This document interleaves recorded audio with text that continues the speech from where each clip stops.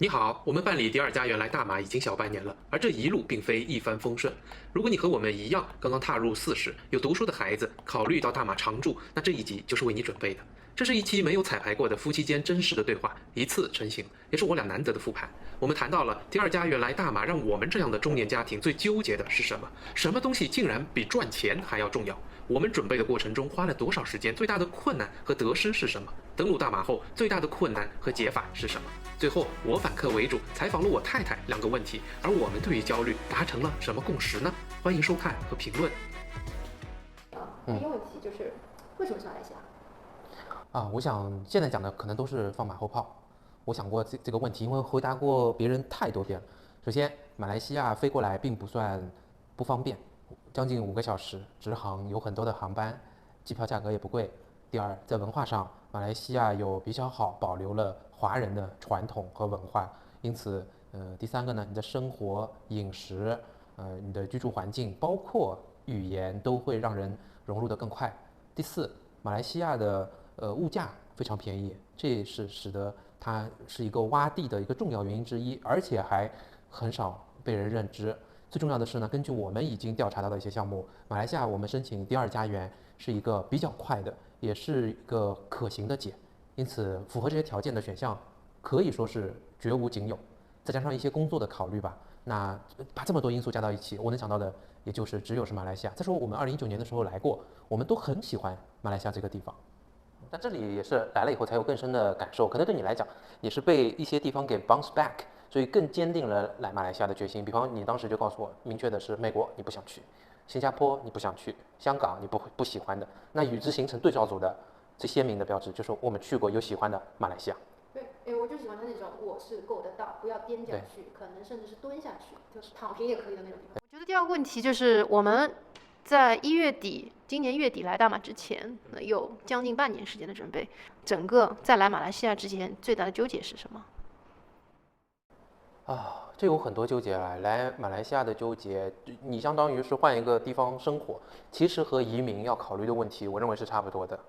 你从工作、自己的身体健康，每个人都会考虑的父母，然后呢，你的这个生活环境的适应性，都要考虑。就我觉得最大的考虑还是收入吧，就是你再怎么样能够维持自己的生活，这是考虑最多的。我们的极端设想就是裸辞过来，你可能对你来说放弃的是一个非常诱人的，可能在3-4年之内就可以实现的一个巨大的全家财富自由的机会。如果是我的话，我是不舍得的。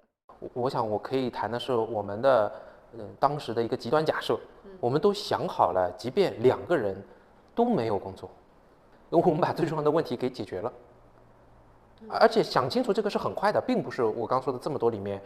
我以前看过一个说法，就是像英特尔他们2个创始人说，格鲁夫问摩尔，他说如果咱们俩被董事会开除，你觉得是什么原因开除？另外一个创始人摩尔跟他说，那一定是因为现在日本人都在做存储器，我们竞争不过他们，我们又不肯转型做 CPU， 所以我们战略上错了，开除。他说那为什么我们现在不做呢？所以对我来讲也是一样的，如果我们到时候人生失败了，家庭失败了，是什么原因？一定是因为我们没做这个事情。Fine， 那你想清楚，对我们来讲，我们追求的生活、生命的质量是第一位的，那我就只能去做。你既然认了它是第一，我们就只能去追这个第一。我不可能再找任何借口来说赚钱是最重要的，工作是最重要的。就我们把 priority 想清楚了，就是这样。到现在还是这样想。问你一下，那你说的这个最重要的部分到底是什么？我这就是为了自己的生活和生命嘛。我觉得从大概30岁的到40岁的中间开始之后的5年，其实方方面面吧。大家这个如果看一下我油管的自我介绍，已经写了很多东西。那同时你的身体也是会给你敲响警钟的。你每一次体检，你不停的去医院，他都会在告诉你说，你好像能够听到那个 tick tock 的声音，所以你就不停的会问自己，什么对你是最重要的？我觉得最重要的就是我们来这么一回，我们的生活质量，我是否有没有一次机会是让自己的家庭感到是开心的、满足的，这是最重要的。因为我们现在追求的所有其他一切的东西，一言以蔽之，也就是赚钱。但你想要到什么时候赚到钱呢？等到我们50岁，我们认为小孩也上了大学了，我们自己也可以环球旅行了，我们可以买房子了，买别墅了，那又怎么样呢？我好像要把所有的装备，就像我们玩摄影，你把所有的装备都装备齐全了以后说，哎，然后我要开始摄影。你把房子也搞好了，钱也赚到了，小孩也解决好了，教育都弄好了，说然后怎么？我打算开始生活了。所以那为什么不现在就开始生活呢？就以前我记得看台湾人有一本书叫《慢慢来就会来不及》，可能也是就是这样。你以为所有的准备你做好了，可能到那个时候你人都不在了，或者你这个家庭都不复存在了。1月22号登陆之前的这个准备，长达将近半年的准备过程当中，你碰到的最大的困难是什么？我想真的等我们选，8月份我们刚刚结束了家庭的冷战嘛，然后我们我想9月可能9月初的有一天，你开始问我那准备的怎么样，有没有开始恢复我们想要去大马的计划，这时候才开始。你可以想象那时候除了把自己刚提到的这些生命轮相关的问题全部考虑清楚，你接下来花很多时间的要解决是小孩的教育问题。他去什么学校，谁来接收他，这个花了不少的时间。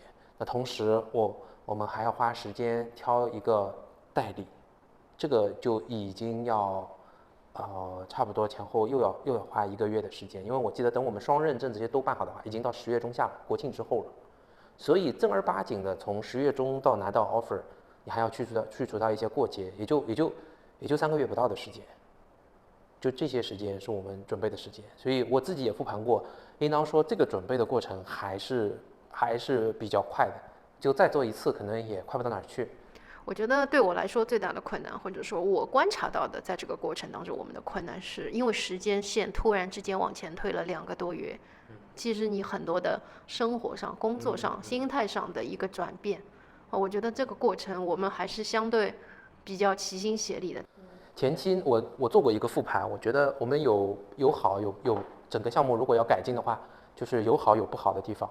好的地方是第一，我们的想法非常一致。有些人即便出来了，你看是一个人一个爸爸或者是一个妈妈出来的，多数情况下是一个妈妈，所以他整个家庭并不是一起出来。在我看来，这个是没有达到整个家庭做转换，把你的生活、家庭、生命的质量提升，没有达到这个目的。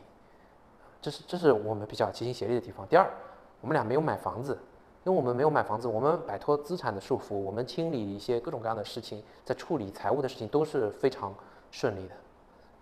然后第三，我觉得我们找的代理，我觉得现在看起来还算靠谱。那我们也有些做的不好的地方，就我们在这一次下决心之前，其实花了很长的时间。如果我们再早一点，我们如果是在疫情之前，我说极端一点，我们在疫情之前都已经拿到第2家园的话，那会更顺利。我觉得这没办法复盘，因为没有这个疫情，没有3月份上海的这个极端的封城，我们不会想清楚。但我觉得得到一个教训，就是我们其实对政治经济，就是对整个大环境的判断，通过最近和来的半年的不停的学习，其实也有更坚定的看法，也了解得更加清楚嘛，这是可以学到的一些东西。那我觉得第二个，我们如果可以改进的话，就是在自己过往已经工作17年了，这个过程中，如果积累更强的为自己而活，能够自己养活自己的这种能力建设得更强一点，像富爸爸讲的那些，他的书对我也是一个巨大的 push。我觉得那我们会更加有可能就会更加顺利一点，这也是对今后生活的一些启发吧。那我们来了大马之后，1月22号之后到现在，最大的困难是什么呢？到现在最大的困难，我没感到有什么困难啊。太牛了So far so good， 一定是比想象的还要顺利。从我们落脚第1天就有地方住，第2天就有车开，对吧？第1个月，我们到2月份就买到了车。我觉得对我来说的话，最大的困难其实是真实的开始独立的生活。因为以前在国内的话，我们至少有双方父母，比如说小孩放学都会去接，然后小孩的晚饭都会帮他准备。在这边的话是没有完全的外力，然后这些东西对我来说还是比较大的困难，因为要兼顾生活、工作和照顾家庭，我认为是非常对，那你有没有考虑到就是不需要鸡娃而产生的另外一些正向的东西？其实你会怀疑啊，我就怀疑啊，我觉得因为你好像小孩就应该学习嘛，这么没有功课，或者他那个功课那种 light， 就是那个轻松程度，你觉得怀疑说，哎呦我的妈呀，是不是上了贼船了，是不是错了这个方向？你也有这种想过？我一直这样想，我现在有的时候还会这样想。我从有孩子开始，我就没有想过要这样去教育他，所以这个一切还是符合我的设想。那我现在要说的话，就是没有鸡娃的这些时间，很多的时间可能就用来自己跟自己想明白，我到底在纠结些什么，然后我纠结的东西真的是有必要去纠结吗？想明白这个东西，我觉得是必经之路吧。其实这是我们一直在说，身体出来，脑袋也要出来。就我们也是不停的把自己的常识给打破、推翻，有些是收拢一些，有些是那个围墙给拓宽一点。总之，它变成了另外一个形态了。这是让我不知道你有没有问题问我说哪些让我开心的，但是你今天主题是焦虑哦，这也是我讲叫 reborn in Malaysia 的原因。我再一次被诞生了，就这种感觉。行吧，本来最后一个问题是要问你，如果重来一遍的话，哪个地方可以做更好？但我相信你刚刚前面就跟那2个点，对，工作和对大环境的观察。那我们要围绕这个再收个尾。你现在还有哪些是焦虑的吗？我觉得我还是会有很多的焦虑的地方，比如讲说本人不会开车，对吧？所以不会开车，然后这里公共交通不是特别方便，它会带来出行上的很大限制。这个问题目前还不算太大，但是长期来看的话，还是挺影响的。第二个就是你还会在纠结，因为大马的话只是给你一个长期签证，然后还有么就是在这边开始新的生活，要认识新的朋友。我觉得现在我交了一些我认为非常好的新的朋友，这边当地的人，但是我没有花更多的时间去经营这个友情。我觉得以后可能要多花一点时间去深入去学习，比如说我们交到的这个医生的朋友，对吧？交到的这边开高尔夫球场卖这个榴莲的这个商人，这些生活以前是我从来没有在国内有机会去了解的。对，在上海有时间也交不到。对，我们待了40年，证明了这一点。对，可能最后一个纠结就是，我有一个朋友在这个过程当中一直跟我讲过一个问题，就是工作还是最大的这个问题，不是，是阻碍你终极自由的一个绊脚石。没错。所以我觉得谈这个绊脚石的话，我如何去有一个新的办法去跨过它？所以我们在做油管频道啊，它是 very very small， 每天有50亿支影片上线。我们是沧海一粟，但是我们开始，我们有100个观众的时候，我现在还差89个，那我们就超过了2000万的 YouTuber 了。行啊，那就看你做吧，因为本人的这个理想并不是你的这条路。我觉得我有自己很喜欢的事情，很擅长的事情，我也看一看在这边有没有可能，我将来用这个方面去。但好，那我也要再补充一个，那你是否认同，在这个环境当中，是把焦虑给慢慢浇灭，把它给变消失的，就是你整个心态在变好的一个环境中来大马。